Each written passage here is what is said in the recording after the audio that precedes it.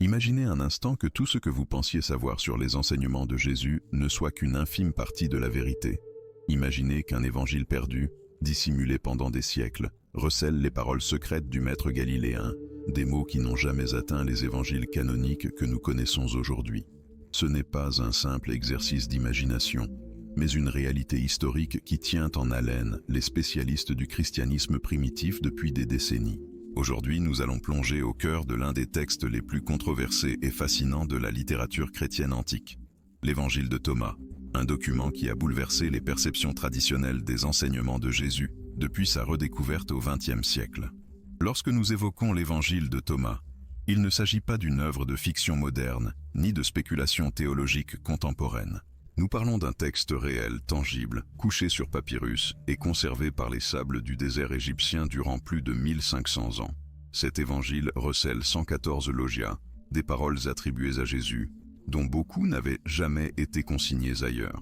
Certaines de ces paroles sont si radicales, si éloignées de ce que nous avons appris dans les églises traditionnelles, qu'elles ont suscité des débats intenses parmi les universitaires, les théologiens et les croyants du monde entier.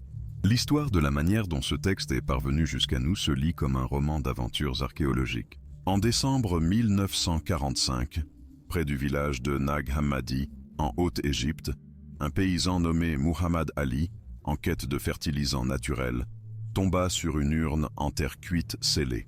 À l'intérieur de cette urne, soigneusement enveloppée dans du cuir, se trouvaient 13 codex de papyrus contenant 52 textes différents, dont l'intégralité de l'évangile de Thomas.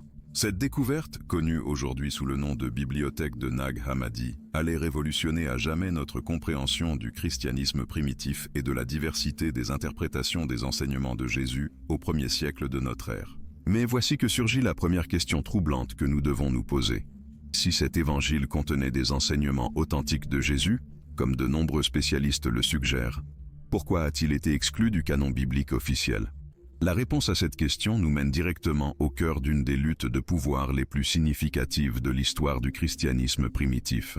Une bataille qui a déterminé non seulement quel texte serait considéré comme sacré, mais aussi quelle version du message de Jésus serait transmise aux générations futures.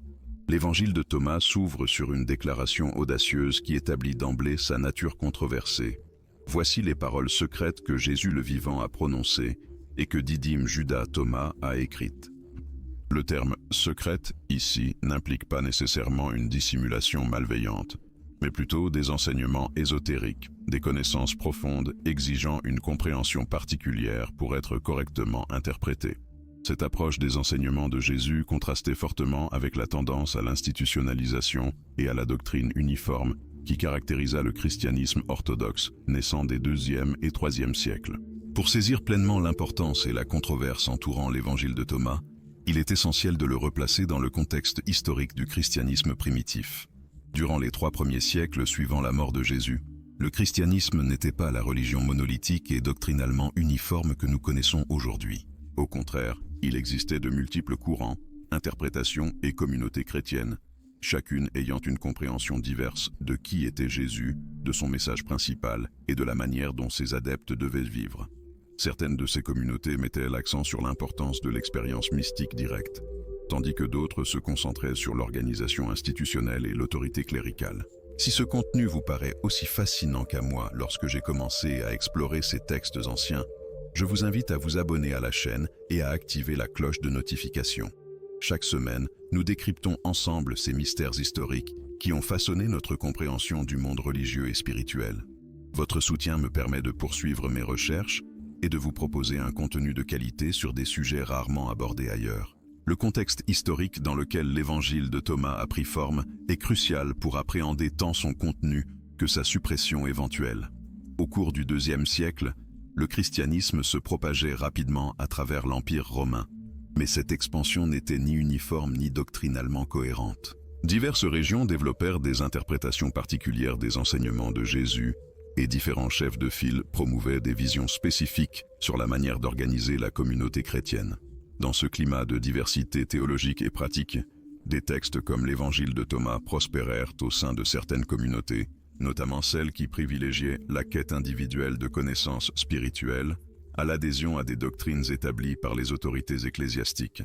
La communauté qui a préservé et transmis l'évangile de Thomas semblait particulièrement attachée aux enseignements de Jésus qui mettaient l'accent sur la transformation personnelle et la découverte du royaume de Dieu au sein de l'individu.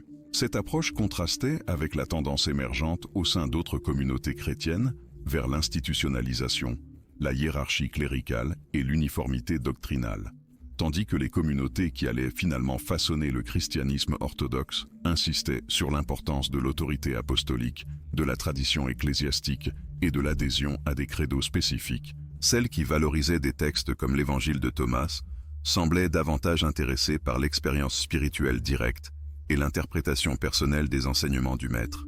Des recherches universitaires récentes ont révélé que l'évangile de Thomas fut probablement composé entre les années 50 et 120 de notre ère, ce qui le situerait dans la même période temporelle que certains des évangiles canoniques. Cette datation précoce constitue l'un des facteurs les plus significatifs dans le débat sur l'authenticité et l'importance historique de ce texte. Si l'évangile a effectivement été rédigé si tôt, cela signifierait que ces enseignements représentent une tradition très ancienne concernant les paroles de Jésus, potentiellement indépendantes des traditions qui ont donné naissance aux évangiles de Matthieu, Marc, Luc et Jean. Des études comparatives entre l'évangile de Thomas et les évangiles canoniques ont révélé à la fois des similitudes frappantes et des différences notables. Certains logias de Thomas présentent des parallèles quasi exacts avec ceux des évangiles du Nouveau Testament, tandis que d'autres sont entièrement uniques. Ce mélange de matériel familier et inconnu a conduit les chercheurs à proposer diverses théories sur la relation entre Thomas et les autres sources évangéliques. Certains soutiennent que Thomas représente une tradition indépendante qui s'est développée parallèlement aux sources que nous connaissons, tandis que d'autres suggèrent que l'auteur de Thomas a eu accès à des sources écrites similaires à celles qu'ont utilisées les évangélistes canoniques.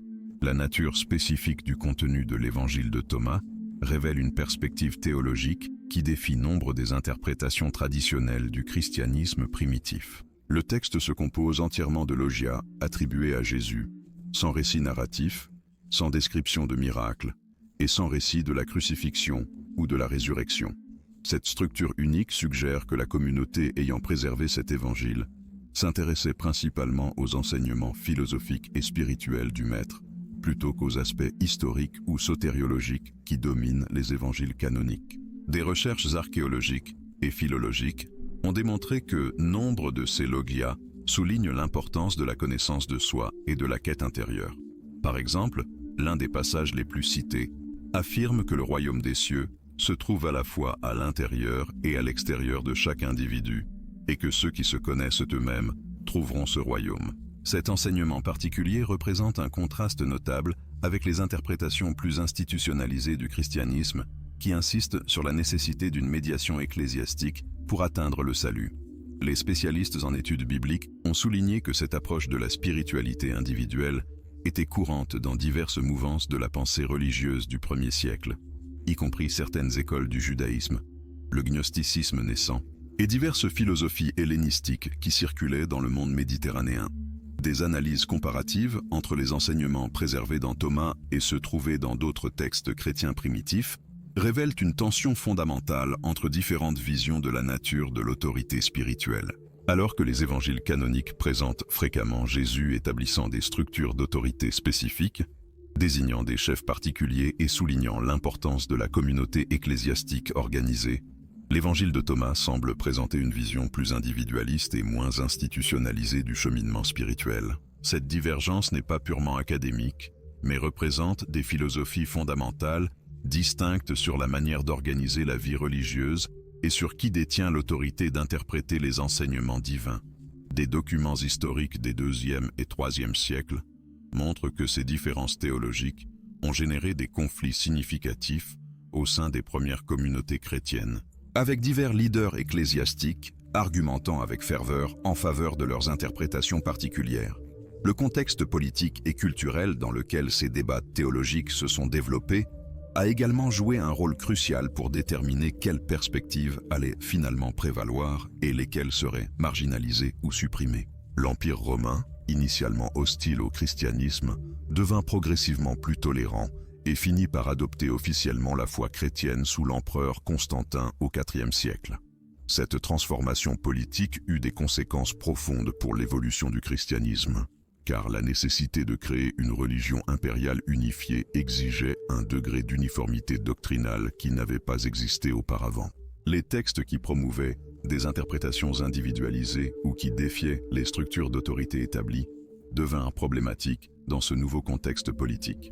Des recherches historiques ont documenté comment les autorités impériales et ecclésiastiques collaborèrent pour établir des canons officiels, supprimer les textes considérés comme hérétiques et créer des institutions capables de maintenir l'uniformité doctrinale à travers le vaste territoire impérial.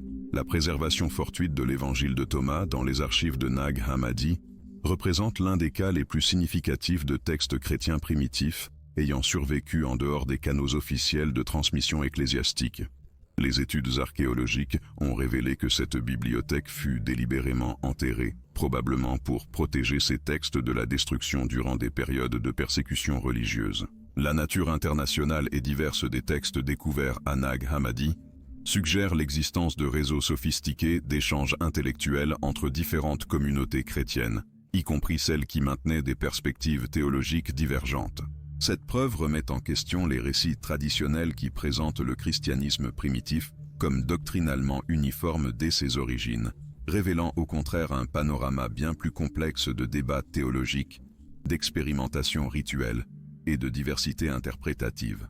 Des spécialistes en histoire du christianisme ont avancé que cette diversité ne représentait pas une confusion ou une erreur, mais plutôt une caractéristique naturelle de tout mouvement religieux émergent devant répondre à différents contextes culturels, besoins spirituels et défis intellectuels. La méthodologie spécifique employée dans l'évangile de Thomas pour présenter les enseignements de Jésus révèle également des aspects importants des pratiques pédagogiques et spirituelles des communautés qui l'ont préservé, à la différence des évangiles narratifs qui contextualisent les enseignements au sein d'événements historiques spécifiques. Thomas présente les logia comme des déclarations intemporelles, exigeant une interprétation active de la part du lecteur. Cette approche suggère une communauté qui valorisait la contemplation personnelle, le débat intellectuel et l'application individualisée des principes spirituels, plutôt que l'adhésion à des interprétations faisant autorité établies par des leaders religieux. Des analyses littéraires ont démontré que nombre des logia de Thomas sont délibérément construits pour provoquer une réflexion paradoxale, remettre en question les suppositions conventionnelles et stimuler des quêtes spirituelles plus profondes. Cette technique pédagogique était courante dans diverses traditions de sagesse du monde antique, y compris certaines écoles philosophiques grecques, les traditions mystiques juives et les mouvements spirituels orientaux, qui soulignaient également l'importance de la découverte personnelle de la vérité. Si vous souhaitez réellement appréhender la profondeur de ces découvertes et la manière dont elles ont transformé notre compréhension du christianisme primitif, veillez à vous abonner à la chaîne et à activer les notifications. Nous continuerons d'explorer d'autres textes perdus qui remettent en question les récits historiques établis. Les preuves ne cessent de s'accumuler concernant la diversité théologique du christianisme ancien, et chaque nouvelle découverte archéologique apporte des pièces importantes à ce complexe puzzle historique. La tradition manuscrite de l'évangile de Thomas fournit également des informations précieuses sur la manière dont différentes communautés adaptaient et modifiaient les textes sacrés pour répondre à leurs besoins spécifiques. Des comparaisons entre les différentes versions du texte qui ont survécu révèlent des variations intéressantes en termes d'approche, de langage et d'accent théologique. Ces différences ne semblent pas être des erreurs de copie accidentelles, mais plutôt des adaptations délibérées qui reflètent les préoccupations doctrinales particulières des communautés qui les ont produites. Des études philologiques ont identifié des strates d'édition qui suggèrent que le texte fut continuellement affiné et mis à jour pour répondre aux débats théologiques contemporains et aux défis pastoraux spécifiques. Cette preuve d'évolution textuelle continue contredit la notion selon laquelle les textes sacrés chrétiens furent fixés de manière permanente dès leur composition originale, révélant au contraire un processus dynamique de développement doctrinal qui s'est poursuivi pendant plusieurs siècles. Les mécanismes spécifiques par lesquels l'évangile de Thomas fut progressivement marginalisé et finalement déclaré hérétique révèlent des schémas plus larges sur la manière dont les structures de pouvoir se sont développées au sein du christianisme institutionnel. Des recherches ont documenté que ce processus ne fut ni instantané ni uniforme, mais qu'il s'est déroulé sur plusieurs siècles à travers une combinaison de débats théologiques, de manœuvres politiques et de transformation sociale qui ont profondément affecté la nature du mouvement chrétien. Les premières références négatives au texte apparaissent dans les écrits de leaders ecclésiastiques qui consolidaient simultanément leur propre autorité et définissaient les limites de l'orthodoxie chrétienne acceptable. Ces leaders étaient confrontés à des défis significatifs pour maintenir l'unité doctrinale au sein de communautés géographiquement dispersées qui avaient développé des traditions théologiques distinctes basées sur différentes interprétations des enseignements originaux de Jésus. Le processus de canonisation qui finit par exclure des textes comme l'Évangile de Thomas impliqua des critères qui dépassaient largement les considérations purement théologiques ou spirituelles. Des études ont révélé que des facteurs politiques, notamment la nécessité de présenter un front unifié face aux autorités romaines et la pression de concurrencer efficacement d'autres traditions religieuses populaires, influencèrent significativement les décisions concernant les textes à inclure dans le canon officiel. La préférence institutionnelle pour les évangiles narratifs qui présentaient Jésus dans des contextes historiques spécifiques et contrôlables reflétait une stratégie plus large visant à établir l'autorité cléricale sur l'interprétation des enseignements chrétiens. Les textes qui mettaient l'accent sur l'expérience spirituelle directe et l'interprétation individuelle, comme l'évangile de Thomas, représentaient des défis potentiels à cette autorité centralisée, car ils suggéraient que les croyants individuels pouvaient accéder à la vérité spirituelle sans médiation institutionnelle. Les transformations sociales et culturelles de l'Empire romain jouèrent également un rôle important pour déterminer quelle forme de christianisme survivrait et prospérerait. Lorsque le christianisme commença à obtenir une acceptation officielle et devint finalement la religion d'État, les variantes qui mettaient l'accent sur la conformité doctrinale et une structure hiérarchique claire furent naturellement favorisées par rapport à celles qui promouvaient la diversité interprétative et l'autorité spirituelle décentralisée. Ce virage vers l'institutionnalisation formelle exigeait des textes et des traditions qui pouvaient être facilement systématisés, enseignés de manière cohérente et utilisés pour maintenir la discipline ecclésiastique. L'évangile de Thomas, avec son insistance sur des logia énigmatiques qui exigeaient une interprétation contemplative personnelle, devint de plus en plus incompatible avec ses besoins institutionnels émergents. Les communautés qui continuèrent d'utiliser et de préserver l'évangile de Thomas après sa marginalisation officielle développèrent des stratégies sophistiquées pour maintenir leur tradition tout en naviguant dans des environnements de plus en plus hostiles. Des preuves archéologiques et textuelles suggèrent que ces groupes adoptèrent des pratiques de secret rituels, des codes littéraires complexes et des réseaux de communication clandestins qui leur permirent de préserver leurs textes sacrés et de poursuivre leurs pratiques spirituelles distinctives. La préservation de l'évangile dans des contextes monastiques reculés, comme le site de Nag Hammadi en Égypte, reflète ces stratégies de survie qui permirent à des traditions alternatives du christianisme de perdurer pendant des siècles après avoir été officiellement interdites. Ces découvertes ont révélé que la diversité théologique du christianisme primitif ne disparut pas complètement avec l'établissement de l'orthodoxie officielle, mais continua d'exister sous des formes plus discrètes et marginalisées. L'analyse détaillée de la manière dont les enseignements de l'évangile de Thomas furent spécifiquement interprétés et appliqués par les communautés qui l'utilisèrent offre des perspectives précieuses sur des formes alternatives de spiritualité chrétienne qui furent finalement perdues ou supprimées. Des spécialistes ont identifié des pratiques rituelles distinctives, des méthodologies de prière contemplative et des approches de la vie communautaire qui différaient significativement des formes devenues standards dans le christianisme dominant. Ces différences n'étaient pas de simples variations superficielles de pratiques ou de cérémonies, mais reflétaient des compréhensions fondamentales. Les divergences fondamentales concernant la nature de l'expérience spirituelle, la relation entre le divin et l'humain, ainsi que les finalités ultimes de l'existence religieuse, étaient monnaie courante. Les communautés qui privilégiaient l'évangile de Thomas tendaient à mettre l'accent sur la transformation individuelle par la connaissance directe, plutôt que sur le salut par la foi en des autorités externes ou des institutions médiatrices. La méthodologie spécifique d'interprétation biblique employée par ces communautés différait également de manière significative des approches qui devinrent orthodoxes. Au lieu de rechercher des sens littéraux ou historiques dans les textes, les exégètes de l'évangile de Thomas développèrent des techniques herméneutiques sophistiquées qui soulignaient les niveaux symboliques, allégoriques et mystiques de compréhension. Ces techniques exigeaient des formations approfondies dans les traditions de sagesse ésotérique, la maîtrise de systèmes symboliques complexes et des capacités de contemplation profonde qui dépassaient largement l'alphabétisation élémentaire. La préservation de ces méthodologies interprétatives au sein de cercles initiatiques choisis a donné naissance à des traditions de savoir spécialisées qui opéraient en parallèle, mais distinctement, des courants dominants de l'enseignement et de la pratique chrétienne. L'analyse des commentaires et des textes explicatifs accompagnant les copies préservées de l'Évangile de Thomas révèle des systèmes théologiques et philosophiques d'une sophistication étonnante, intégrant des éléments de la philosophie platonicienne, de la mystique juive et de traditions de sagesse orientale en des synthèses originales et complexes. Les implications de ces découvertes pour notre compréhension de l'histoire intellectuelle du christianisme primitif sont profondes et continuent de générer de vifs débats universitaires.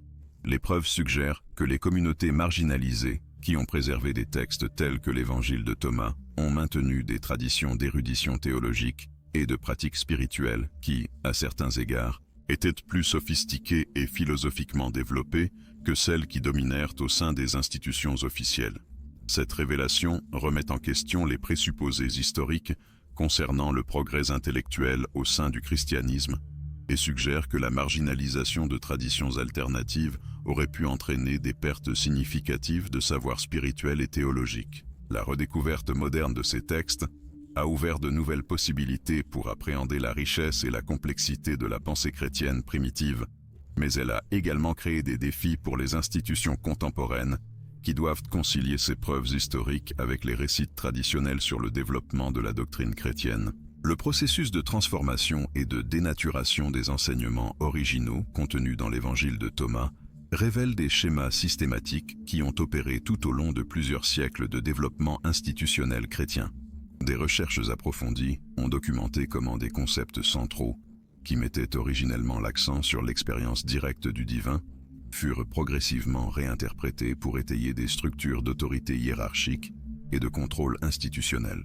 Ce processus ne s'est pas produit de manière accidentelle ou naturelle, mais a suivi des stratégies délibérées visant à consolider le pouvoir ecclésiastique et à éliminer les interprétations susceptibles de contester l'autorité centralisée. Les mécanismes spécifiques employés incluaient la recontextualisation des paroles originales, l'insertion de commentaires interprétatifs altérant les significations fondamentales et la suppression systématique de textes complémentaires fournissant des clés herméneutiques essentielles à une compréhension correcte. La documentation historique conserve des preuves de débats intenses qui eurent lieu durant les 2e et 3e siècles concernant l'interprétation adéquate des enseignements attribués à Jésus, lesquels mettaient l'accent sur le potentiel divin inhérent à chaque individu. Les défenseurs des interprétations concordantes avec l'Évangile de Thomas avançaient que ces enseignements représentaient le cœur authentique du message chrétien, tandis que les partisans de la centralisation institutionnelle soutenaient que de telles interprétations étaient dangereuses pour l'unité et la stabilité des communautés chrétiennes. Les archives de ces débats révèlent que les objections aux enseignements de type thomasien ne reposèrent pas principalement sur des préoccupations théologiques ou doctrinales, mais sur des considérations pratiques concernant le maintien de l'ordre social et de l'autorité ecclésiastique. Les critiques avançaient que si les individus pouvaient accéder directement à la sagesse divine sans médiation institutionnelle, les structures traditionnelles de leadership religieux deviendraient superflues et potentiellement instables. L'analyse des manuscrits conservant des versions primitives de textes qui furent ultérieurement altérés ou supprimés montre des constantes dans les types de modifications apportées. Les enseignements insistant sur la capacité individuelle à l'illumination spirituelle furent systématiquement remplacés par des formulations exigeant une médiation sacerdotale ou institutionnelle. Les concepts relatifs à la nature divine de la conscience humaine furent réinterprétés pour souligner la séparation fondamentale entre l'humain et le divin, nécessitant des intermédiaires spécialisés pour toute communication significative. Les pratiques contemplatives, permettant des expériences directes d'états de conscience altérés, furent reclassées comme dangereuses ou hérétiques, remplacées par des rituels privilégiant la participation de groupes sous supervision cléricale. Ces changements ne représentaient pas des évolutions naturelles de la pensée théologique, mais des interventions stratégiques conçues pour maintenir des structures spécifiques de pouvoir et de contrôle. La conservation de versions originales dans des bibliothèques monastiques reculées et des collections privées a permis aux chercheurs modernes de reconstituer nombre des altérations survenues durant ces périodes formatrices. Les études comparatives révèlent que les modifications suivaient des schémas prévisibles qui reflétaient des objectifs institutionnels spécifiques plutôt que de véritables préoccupations théologiques. Les enseignements prônant l'autonomie spirituelle individuelle furent systématiquement modifiés pour accentuer la dépendance envers des structures d'autorité externes. Les concepts suggérant de multiples voies vers la compréhension spirituelle furent simplifiés pour promouvoir la conformité doctrinale. Les pratiques exigeant un développement personnel intensif furent remplacées par des observances pouvant être surveillées et contrôlées par les autorités institutionnelles. Ne vous êtes-vous jamais interrogé sur la raison pour laquelle certains enseignements qui semblent fondamentaux au message de Jésus disparurent presque complètement des courants majoritaires du christianisme, tandis que d'autres sont devenus centrales à la doctrine officielle? Les preuves historiques suggèrent que ces processus sélectifs ne reflétaient pas l'importance théologique ou l'authenticité historique des enseignements impliqués, mais plutôt leur compatibilité avec des objectifs institutionnels spécifiques. Les recherches ont identifié des schémas systématiques selon lesquels les enseignements prônant l'expérience spirituelle directe ont été marginalisés, tandis que ceux qui exigeaient une médiation institutionnelle ont été promus et préservés. Ce processus de sélection artificielle a créé des distorsions fondamentales dans la compréhension ultérieure du christianisme primitif et de ses divers courants de pensée et de pratique. L'impact de ces transformations s'est étendu bien au-delà des questions purement doctrinales ou théologiques, influençant profondément le développement des structures sociales, politiques et économiques qui en sont venues à caractériser la civilisation chrétienne occidentale. La suppression des traditions insistant sur la capacité individuelle au développement spirituel autonome a contribué à l'établissement de hiérarchies sociales dépendant d'intermédiaires spécialisés pour l'accès à des ressources spirituelles jugées essentielles au salut et au bien-être. Les institutions qui contrôlaient ces ressources purent exercer une influence significative sur de multiples aspects de la vie sociale, de l'éducation et du droit à la politique et à l'économie. La centralisation du savoir spirituel au sein d'institutions spécifiques a créé des dépendances systémiques qui ont perduré pendant des siècles, continuant d'influencer le développement de traditions culturelles et intellectuelles ultérieures. Les analyses modernes des textes retrouvés ont révélé la sophistication intellectuelle et philosophique de nombreuses traditions qui furent marginalisées durant ces processus de consolidation institutionnelle. Les communautés qui ont préservé des enseignements similaires à ceux de l'évangile de Thomas ont développé des systèmes de pensée intégrant des perspectives psychologiques, philosophiques et spirituelles avancées, qui anticipaient à bien des égards des développements de la pensée occidentale qui ne se manifesteraient dans les courants dominants que des siècles plus tard. La perte de ces traditions a représenté non seulement la suppression de perspectives théologiques alternatives, mais aussi l'appauvrissement de ressources intellectuelles et culturelles qui auraient pu contribuer significativement au développement du savoir humain.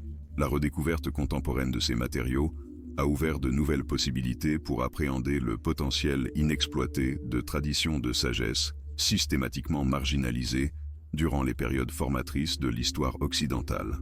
Les recherches universitaires les plus récentes ont commencé à reconstituer un tableau plus complet des circonstances spécifiques entourant la suppression de textes comme l'Évangile de Thomas et des communautés qui les préservèrent. Les études ont identifié que durant les 3e et 4e siècles de notre ère, coïncidant avec le processus d'officialisation du christianisme dans l'Empire romain, des campagnes systématiques furent développées, spécifiquement dirigées contre les groupes qui maintenaient des traditions d'enseignement spirituel indépendants. Ces campagnes ne furent ni des accidents historiques ni les résultats naturels d'une évolution doctrinale, mais des opérations délibérées combinant pression politique, restrictions économiques et, dans de nombreux cas, persécutions physiques directes contre les communautés qui refusaient de se conformer aux interprétations officiellement sanctionnées du message chrétien. Les documents administratifs de l'époque révèlent que les autorités impériales collaborèrent étroitement avec les chefs ecclésiastiques pour identifier et neutraliser les groupes qu'elles jugeaient problématiques pour le maintien de l'ordre social et politique. Les communautés qui mettaient l'accent sur l'expérience spirituelle directe et le développement personnel autonome furent particulièrement visées, car leurs pratiques et enseignements tendaient à créer des structures sociales alternatives opérant indépendamment des hiérarchies établies. Ces structures alternatives représentaient des défis implicites au système d'autorité qui dépendait du contrôle centralisé des ressources matérielles et spirituelles pour maintenir leur légitimité et leur pouvoir. L'analyse des lettres et décrets officiels de cette période montre que les accusations formelles contre ces communautés se concentraient rarement sur des questions purement doctrinales, mais impliquaient généralement des allégations de sédition, d'immoralité ou de menaces à l'ordre public. Cette stratégie permit aux autorités d'utiliser le pouvoir de l'État pour supprimer des mouvements religieux, tout en évitant des débats théologiques publics qui auraient pu révéler les motivations politiques sous-jacentes de leurs actions. Les recherches ont documenté des cas spécifiques où des communautés qui maintenaient des enseignements similaires à ceux préservés dans l'évangile de Thomas furent accusées de crimes inventés ou exagérés pour justifier la confiscation de leurs biens et la dispersion de leurs membres. La sophistication de ces opérations suggère un niveau de coordination et de planification qui dénote la présence d'intérêts puissants qui percevaient ces traditions spirituelles comme de sérieuses menaces à leurs objectifs à long terme. Les ressources financières et humaines dédiées à la suppression de textes et de communautés relativement petites étaient disproportionnées par rapport à toute menace réelle qu'elles auraient pu représenter pour la stabilité sociale ou politique immédiate. Cette disproportion indique que les planificateurs de ces campagnes avaient compris que les idées et pratiques préservées par ces communautés avaient le potentiel d'inspirer des transformations sociales fondamentales qui auraient pu altérer de manière permanente les structures de pouvoir existantes. Les études comparatives ont identifié des schémas de suppression similaires dans d'autres traditions de sagesse antique, qui mettaient l'accent sur le développement du potentiel humain individuel et l'expérience spirituelle directe. Les traditions philosophiques grecques qui prônèrent la quête individuelle de sagesse et de vertu connurent des restrictions et des marginalisations similaires durant la même période historique. Les écoles qui enseignaient des méthodes pratiques pour le développement de capacités psychologiques et spirituelles avancées furent systématiquement démantelées ou contraintes d'opérer dans le secret. Les textes qui préservaient ces méthodes furent confisqués, détruits ou altérés pour éliminer les éléments que les autorités jugeaient subversifs ou dangereux. Les preuves archéologiques ont révélé que nombre de ces traditions ne disparurent pas complètement, mais s'adaptèrent et survécurent sous des formes modifiées, au sein de contextes culturels offrant une plus grande protection contre la persécution officielle. Certaines communautés émigrèrent vers des régions périphériques de l'Empire où le contrôle gouvernemental était moins efficace, tandis que d'autres développèrent des systèmes d'enseignement secrets permettant la transmission de connaissances traditionnelles sous des apparences apparemment conformes aux doctrines officielles. Ces stratégies de survie aboutirent à la préservation fragmentaire d'éléments de sagesse antique qui influencèrent finalement des développements intellectuels ultérieurs dans des contextes apparemment sans rapport. Les recherches ont documenté la persistance d'éléments dérivés de traditions similaires à l'évangile de Thomas dans les mouvements mystiques médiévaux, les courants alchimiques et les développements philosophiques de la Renaissance, opérant apparemment indépendamment de sources chrétiennes primitives directes. Cette persistance suggère que les idées fondamentales préservées dans ces textes anciens répondaient à des aspects universels de l'expérience et du potentiel humain, qui n'ont pu être complètement supprimés par des mesures autoritaires, quelle que fût leur systématicité ou leur exhaustivité. La réapparition cyclique de concepts similaires dans différents contextes historiques et culturels indique que les vérités désignées par ces traditions antiques possèdent une validité qui transcende les circonstances spécifiques de leur formulation ou de leur expression originale. L'impact à long terme de la suppression de ces traditions s'est étendu bien au-delà des pertes immédiates de textes ou de la dispersion de communautés spécifiques. L'élimination systématique des perspectives qui mettaient l'accent sur le potentiel individuel de transformation spirituelle et psychologique a contribué à l'établissement de mentalités collectives qui tendaient à externaliser l'autorité spirituelle et à minimiser la confiance dans les capacités internes de discernement et de développement. Ces mentalités furent renforcées pendant des siècles par des institutions éducatives, sociales et politiques qui dépendaient de structures hiérarchiques pour leur fonctionnement efficace. Le résultat fut la création de cultures qui ont systématiquement sous-estimé les capacités humaines de croissance autonome et d'expérience spirituelle directe. La redécouverte contemporaine de l'évangile de Thomas et des textes connexes a commencé à révéler l'ampleur de ce qui fut perdu durant ces processus historiques de suppression.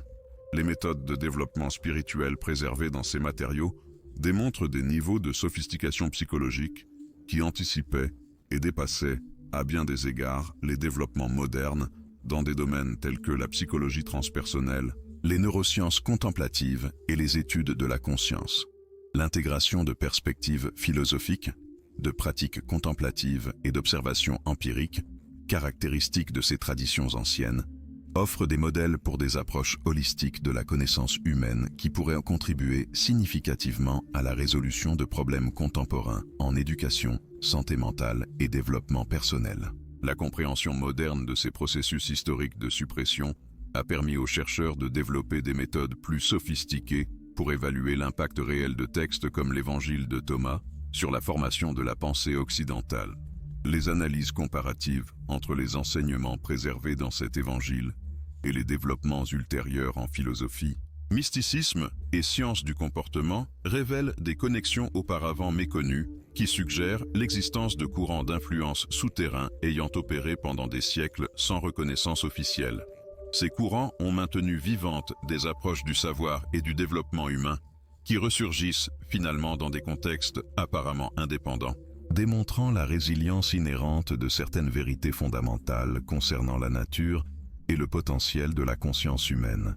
Les recherches ont documenté comment des éléments centraux de la perspective préservée dans l'Évangile de Thomas apparaissent transformés mais reconnaissables dans des développements aussi divers que la philosophie hermétique médiévale, les méthodes contemplatives du soufisme, les approches expérimentales des alchimistes de la Renaissance, et même dans certains aspects de la révolution scientifique moderne qui ont mis l'accent sur l'importance de l'observation directe et de l'expérience empirique par-delà l'autorité traditionnelle. L'analyse contemporaine de ces schémas historiques a révélé que la suppression de textes, tels que l'Évangile de Thomas, n'a pas éliminé les besoins humains fondamentaux que ces matériaux visaient à aborder. La quête de méthodes efficaces pour le développement personnel, la compréhension des états de conscience élargis et l'exploration du potentiel humain a continué de se manifester sous des formes adaptées aux circonstances changeantes de chaque époque historique. Les érudits ont identifié des éléments dérivés de traditions similaires à l'Évangile de Thomas dans des mouvements aussi apparemment disparates que les écoles de philosophie naturelle du XIIe siècle. Les courants mystiques qui ont influencé des figures comme Maître Eckhart et Johannes Tauler, les développements en médecine et psychologie qui ont caractérisé la période islamique classique, et même dans certains aspects des mouvements de réforme religieuse qui ont mis l'accent sur l'expérience personnelle directe, par-delà la médiation institutionnelle. Cette persistance à travers des contextes culturels divers suggère que les intuitions fondamentales préservées dans ces textes anciens correspondent à des aspects permanents de l'expérience humaine qui ne peuvent être complètement éliminés par des mesures externes, quelle que soit leur systématicité ou leur exhaustivité. La réapparition de l'Évangile de Thomas dans le contexte moderne a coïncidé avec des développements dans de multiples champs du savoir qui fournissent de nouveaux cadres pour évaluer la validité et la pertinence de ces enseignements. Les avancées en neurosciences contemplatives ont commencé à fournir des bases empiriques pour des phénomènes écrits dans des textes anciens, des affirmations qui furent considérées durant des siècles comme purement métaphoriques ou mystiques sont aujourd'hui réévaluées. Les recherches sur la plasticité cérébrale, les états modifiés de conscience et les effets neurophysiologiques des pratiques contemplatives ont révélé que nombre des assertions concernant le potentiel humain, conservées dans des traditions telles que l'Évangile de Thomas, reposent sur des fondements mesurables au sein de la biologie du cerveau et du système nerveux. Ces découvertes ont amorcé la réhabilitation de perspectives sur le développement humain qui furent marginalisées durant des siècles en raison des processus historiques de suppression ayant affecté des traditions similaires à celles que préserve cet évangile gnostique. Les méthodologies modernes d'étude des textes anciens ont ouvert la voie à des analyses plus sophistiquées des techniques spécifiques de développement personnel conservées dans l'Évangile de Thomas. Les chercheurs ont mis en évidence des corrélations entre les méthodes décrites dans ce texte et des approches élaborées de manière indépendante au sein de traditions contemplatives asiatiques, de pratiques chamaniques amérindiennes et de systèmes d'entraînement mental développés dans des contextes entièrement séculiers. Ces corrélations suggèrent que l'Évangile de Thomas conserve des éléments d'une connaissance du fonctionnement de la conscience humaine qui dépasse les particularités culturelles ou religieuses de son contexte de formulation originelle. La convergence indépendante de multiples traditions vers des techniques et des perspectives similaires indiquent que ces méthodes répondent à des aspects universels de la psychologie humaine, susceptibles d'être développés systématiquement, indépendamment du cadre conceptuel spécifique employé pour leur articulation ou leur mise en œuvre. L'impact de ces découvertes modernes sur la compréhension de l'évangile de Thomas s'étend bien au-delà du seul domaine académique ou religieux. Les implications pour des champs tels que l'éducation, la santé mentale, le développement organisationnel et même la politique sociale sont considérables. Les approches holistiques du développement humain, préservées dans des textes comme cet évangile, proposent des alternatives aux méthodologies prédominantes qui tendent à fragmenter la connaissance en spécialités distinctes, sans intégration effective entre les dimensions intellectuelles, émotionnelles, physiques et spirituelles du fonctionnement humain. La mise en œuvre de perspectives issues de ces traditions antiques a prouvé son efficacité dans des contextes contemporains aussi divers que les programmes de réduction du stress basés sur la pleine conscience. Les méthodologies éducatives intégrant la contemplation et l'analyse critique et les approches thérapeutiques qui associent les éclairages psychologiques modernes aux techniques contemplatives traditionnelles pour produire des résultats surpassant ceux obtenus par des approches purement conventionnelles. L'évaluation moderne des assertions spécifiques de l'évangile de Thomas concernant la nature de la réalité et le potentiel humain a été facilitée par les avancées dans des domaines tels que la physique quantique, les sciences cognitives et les études de la conscience, lesquelles offrent des cadres conceptuels plus sophistiqués pour l'interprétation d'affirmations jadis considérées comme purement mystiques ou métaphoriques. Les recherches sur la nature de la perception, les mécanismes de construction de la réalité consensuelle et les effets des différents états de conscience sur l'expérience du réel ont commencé à fournir des bases scientifiques aux perspectives conservées dans ce texte, lesquelles furent marginalisées durant des siècles comme incompatibles avec des approches rationnelles de la connaissance. Les découvertes dans ces domaines suggèrent que nombre des affirmations apparemment paradoxales ou contre-intuitives de l'évangile de Thomas pourraient refléter des compréhensions sophistiquées d'aspects de la réalité qui n'ont commencé que récemment à être explorées systématiquement par des méthodologies scientifiques modernes. L'intégration contemporaine de perspectives issues de l'évangile de Thomas avec les développements dans de multiples champs du savoir a commencé à produire des synthèses innovantes, combinant la profondeur contemplative des traditions anciennes avec la rigueur méthodologique des approches modernes. Ces développements suggèrent des possibilités pour l'évolution de formes de connaissances qui transcendent les limitations tant des approches purement traditionnelles que des méthodologies exclusivement modernes. L'association de techniques contemplatives, préservées dans des textes comme cet évangile avec des outils de recherche contemporains, a démontré sa capacité à générer des éclairages sur la nature de la conscience, les mécanismes de la souffrance humaine et les possibilités de développement personnel qui dépassent ce que toute approche individuelle pourrait accomplir de manière indépendante. Cette convergence représente une récupération pratique d'aspects du savoir humain qui furent fragmentés au cours des processus historiques de suppression, ayant affecté des traditions telles que celles que préserve l'évangile de Thomas. Les implications de ces développements pour la compréhension de l'histoire du christianisme primitif sont tout aussi significatives. La réhabilitation académique de l'évangile de Thomas et des textes connexes a commencé à révéler la diversité et la sophistication des traditions chrétiennes anciennes qui furent ultérieurement marginalisées ou éliminées lors des processus de consolidation institutionnelle. Cette diversité suggère que le christianisme primitif englobait des courants de pensée et de pratiques qui anticipaient et, à certains égards, surpassaient des développements ultérieurs dans des domaines tels que la psychologie, la philosophie et même certains aspects des sciences naturelles.